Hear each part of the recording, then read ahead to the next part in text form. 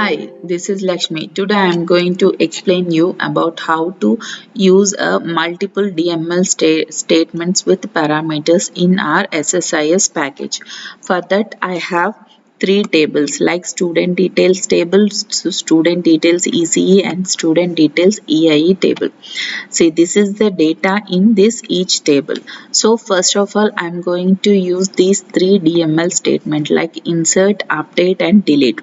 For the first one is for student details table, I'm going to insert the values, and for the second ECE student details ECE table, I'm going to update this first one like a first one student ID with the name this one with, and then the third table student details EIA I am going to delete that statement.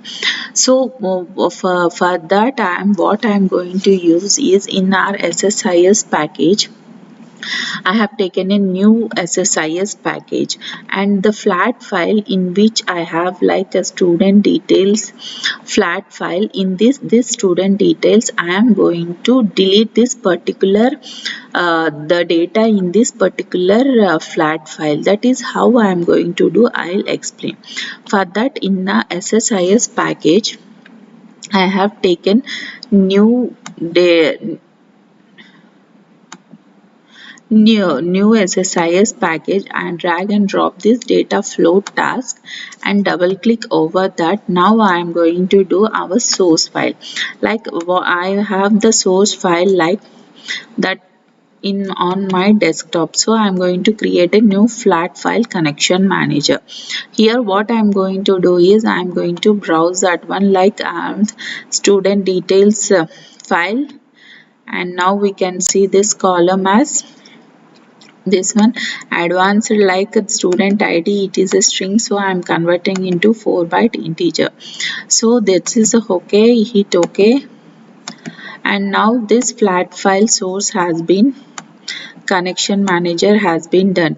The next thing is what I'm going to do is our OLEDB command. By using this OLEDB command, by how I am going to execute this multiple DML connections.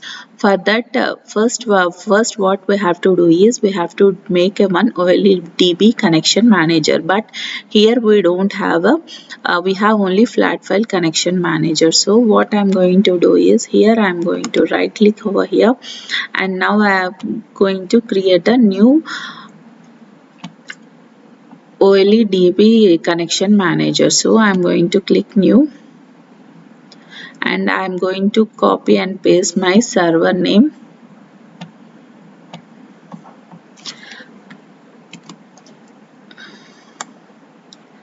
So I have copied this server name and pasted over it. Mine is an SQL Server authentication. So I am giving a user ID and password, and I'm going to select this database name.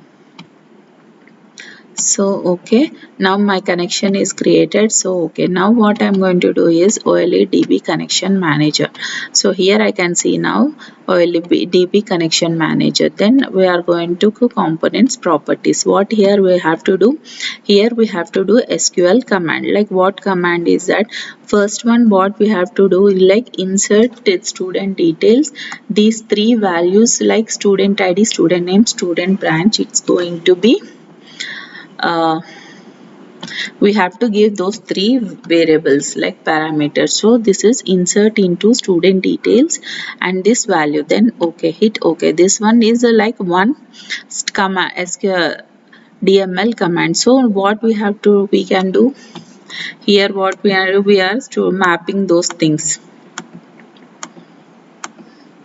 So we have mapping has been done. So now we can give OK. Sorry, and component. Next thing what we are going to do is the same. In this same we are going to update also. For that update also, see update statement is here. So now if we give here the same things, so what we have to do by column mappings will get confused. Like this three only. Again what we have to do this one student name. Like for student name it's not recognizing, so that's why what we have to do is we have now what I am going to do is I am removing this connection.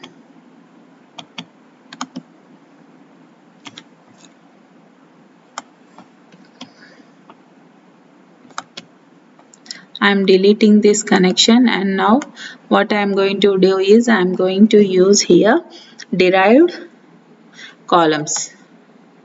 What I am going to use here derived columns for multiple columns. So what I am going to is now connection has been done, and then this connection is done here. For this here if you see here columns, we have three columns. Like those three columns I am giving student ID, student name and student branch. Those three what is the name that is going to do? That name is I am going to do like update underscore student ID stu underscore. I am renaming those column names for update statement. So update student name. Next thing, update student branch. So actually branch we are not going to use anywhere. So again for and again for delete also we want one more one. So one more column name, derived column. So now I am going to give as student ID as another one, and derived column for this I am going to rename this as delete student ID.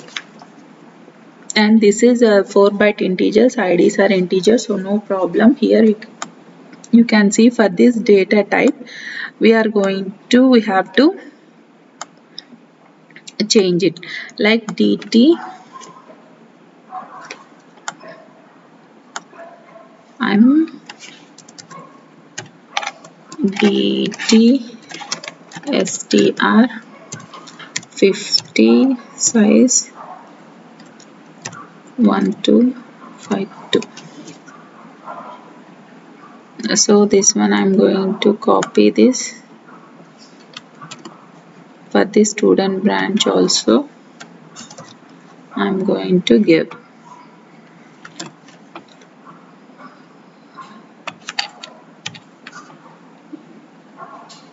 Okay, hit OK.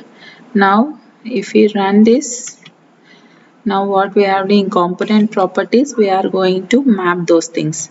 So what is this? So first one, insert into student details values over. So mapping, what column mappings have been student ID. First one student ID with this one student name and student branch. Thus mapping has been done.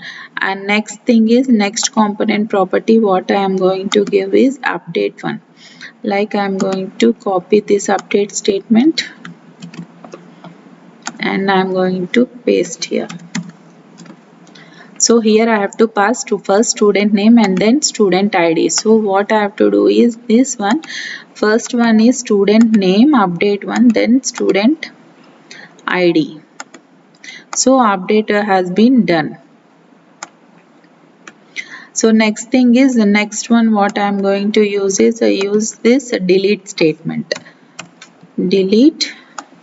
I am going to take from here delete. Copy this delete. And I am pasting that statement that delete from student details. This is EIE table where student ID. So it okay. And again here column mappings what we will get student. We have to give delete one student ID. So this 5 has been. So all the mappings like variables has been mapped here. Column mappings has been done. All the DML statement like delete, insert and update statements has been done in one thing. So next is hit OK.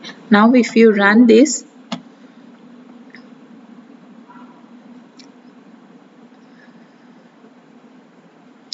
See, this has been run. So what it's going to do, like if we go here in this first one, it is going to insert like student details table. It is going to insert the values like what is there in our flat file. That one, like a one student ID, Archana and EIE. That one has been inserted here. And then second table, what it's going to do is it's going to update, like student name before was Lata and now it has gone to Archana. And the third one is that row what is there with the student ID 1, it's going to be, it has been deleted. So this is how we have done these DML commands in our SSIS package at a time. So this is how we execute multiple DML statements with parameters in our SSIS package has been explained here. If you like my video, subscribe my video and share my video. Thank you for listening.